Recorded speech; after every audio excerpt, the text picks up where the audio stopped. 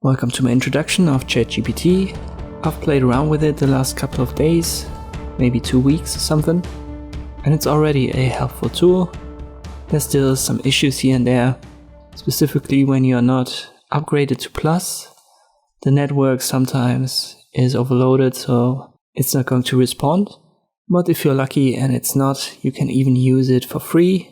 All that you need is an email address and a telephone number, so there's two-factor authentication to sign up. Once you're in, just create a new chat. There are a couple of examples and limitations and capabilities I explained. Let me just go over an example right here. You type in a question. Let's see, are you available? So I want to check if the network is overloaded. And it seems like ChatGPT is. And let me just give you an example about, let's say, losing weight. So you can ask ChatGPT for a specific workout plan. And here you can already see a little bit of a limitation. You have to be specific in your task or the task that you give ChatGPT.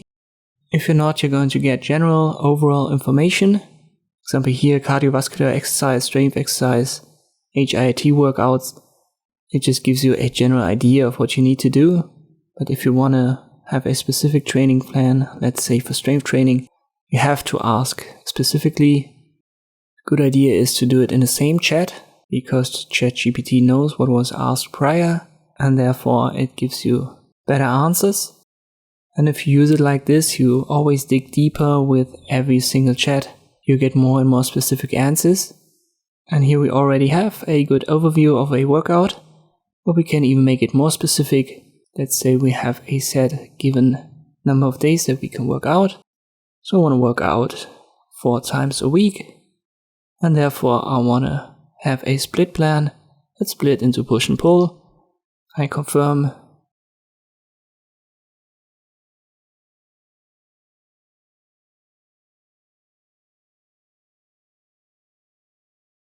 And it gives you a good result. And you can even push this further and say, oh, I only want to use bodyweight exercises, so I don't want to use equipment. I don't want to work out on machines or using barbells. And there you go. So always be specific and precise about what you want, and then you're going to get very specific and precise answers. Let me close this chat. I'm going to start a new one. Let's just say I want to start a YouTube channel, but I don't know what to make it about. So you just say, give me 10 ideas, and then you confirm. And this is, I would say right now, the best way to use ChatGPT. So you can use it simply for generating ideas. So it's a great tool for this brainstorming process.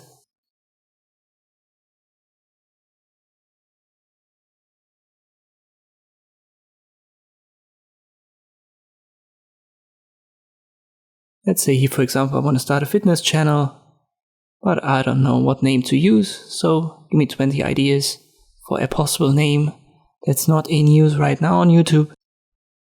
I confirm it, and within a couple of seconds, you have 20 ideas for names. The limitations that I stumbled across so far are definitely when it comes to contradictions. So I don't want to talk about politics on this channel, but there are a lot of contradictions, for example, in politics, in society, in culture right now. And ChatGPT doesn't really understand that. So you can't really use this AI when it comes to contradicting things. Another limitation is obviously the network overload. So I've had it, let's say, to 50 or 60% when I wanted to use it. It was overloaded and it didn't work. I don't know what it's like for Plus users, but I couldn't even sign up to Plus. I don't know why that is. Maybe it's because of the country that I'm in. There's an alternative out there. It's Bing Chat.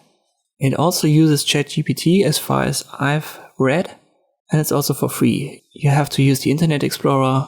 As far as I know, there's also a chance to use it with Google Chrome, but I've tried it using Internet Explorer, and it seems to be a little bit more available. Problem is that it's much more limited. You can only ask 15 questions or give it 15 tasks within a single chat. And there's also a limitation on the word count that you can use, and that will be produced by Bing Chat. So if you can get your hands on ChatGPT, it's the better option. But if the network is overloaded, you might want to try Bing Chat.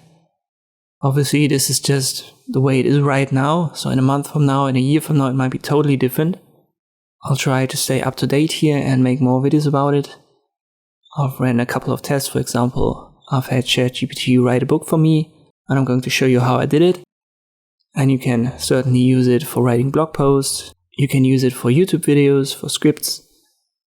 And as you can see, it's a great tool when you just want to create random ideas about something. I'm excited where this technology is going to go, and I'll try to make more tutorials about it as this technology progresses.